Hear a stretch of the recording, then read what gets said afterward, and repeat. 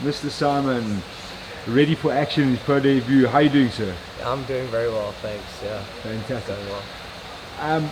You're one of these phenoms that come through the amateur ranks. Everybody's been talking about you for a long time, and we're finally going to get to see you on your pro debut. Yeah. Just talk us through how that's all feeling, man. That you're here now, Yeah. getting ready to turn pro.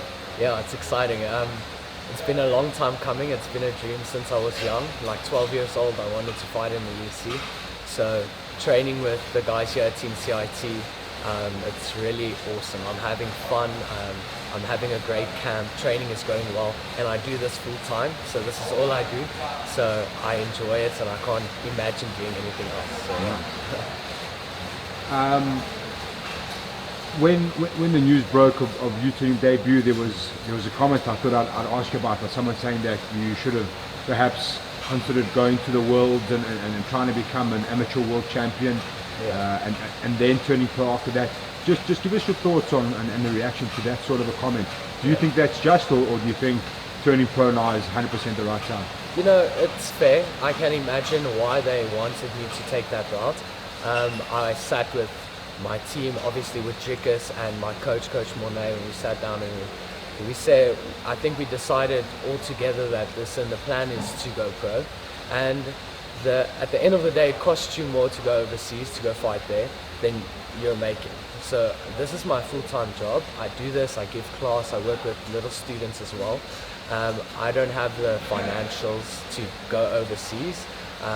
So I want to start my pro career now, as young as I can, and I want to show people that, listen, I'm in the best team in the country, I'm in the best team in the continent, and I'm still young, that I can take on any guy at any age. You know, it doesn't matter if he's 30 years old or 25, if he's my weight, we can fight. So I'm here to prove that. Awesome, man. Yeah. There was a time you were supposed to go overseas to fight in, I think it was Cabo Cerrone's amateur promotion. So just talk us through how that came about and what actually happened in there. That was actually something that happened really quickly. So Steph, that also fights with us, he just came to me and said, listen, we got this opportunity for you to fight there. And then I was like, okay, great. So we immediately started my training camp. Unfortunately, there was a lot of visa issues which we sorted out before the fight, and then a lot of the dates changed and stuff like that, so they were shunting us around a little bit. And then probably 2 weeks before the fight, so training was going well, I was on weight. 2 weeks before the fight, I broke my hand. I was sparring with Jeremy, the Pittsburgh Smith, so yeah, threw a hook and then broke my hand. So I think that was a confirmation that, listen, this wasn't meant to be. So let's try and focus on getting my pro debut for this year. So, like I said in the beginning, there's a lot of guys that have been talking about you for quite some time as this youngster, like on the tear, you know, really waiting to see what you're going to do. What do you attribute that to? What do you think has been behind all this hype around yourself? yeah, I don't know. I must give credit to my team. I owe these guys a lot. Without them, I wouldn't be in the position I am now. So I train every single day. I train with these guys. I learn from them inside and outside the cage. I learn how to be a better person and a better fighter. So definitely, I must say, these guys, I look up to them. They are my motivation, and I'm here to make them proud. I'm here to make myself and my family proud. So it's cool to hear all the comments and support, and I'm really looking forward to the fight. So I can't wait. Fantastic.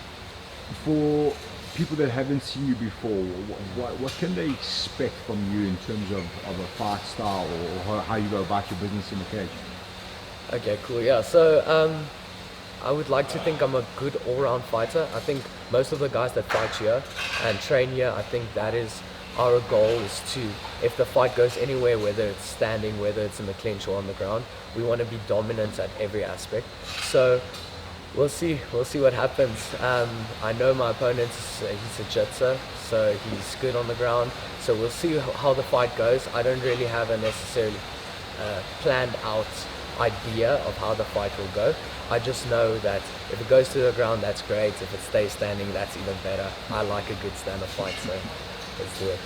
Fantastic. Yeah. Just before you started, you mentioned you and your brother like to play a lot of TV games and stuff like that. Yeah. So what do you think, what brought you to MMA? How did it all start? So it was definitely, so actually I was 12 years old when I went to my dad's work. He worked for Carnival City. And I just happened to be there on the same night as EFC. And he's like, okay, because he was working, so he's like, yeah, go look at the show, go look at the fights, just don't bother me. So I was like, okay, cool. And I went there, looked at the fights, and I was like, this is cool, I want to do this. Few months went past, and I joined the gym and started training, and then it just spiraled down into this passion it is now. So yeah. Awesome, that's an awesome story. And then the last one I'll ask you is what message will you have for Victoria faithful and fight fans in general on Fight Night? Expect an awesome fight card. We have, I think, 6 or 7 guys from our team fighting on the card. I'm really looking forward to it. I can't wait for Drickus in the main event to show his dominance. And expect an awesome fight full of talent.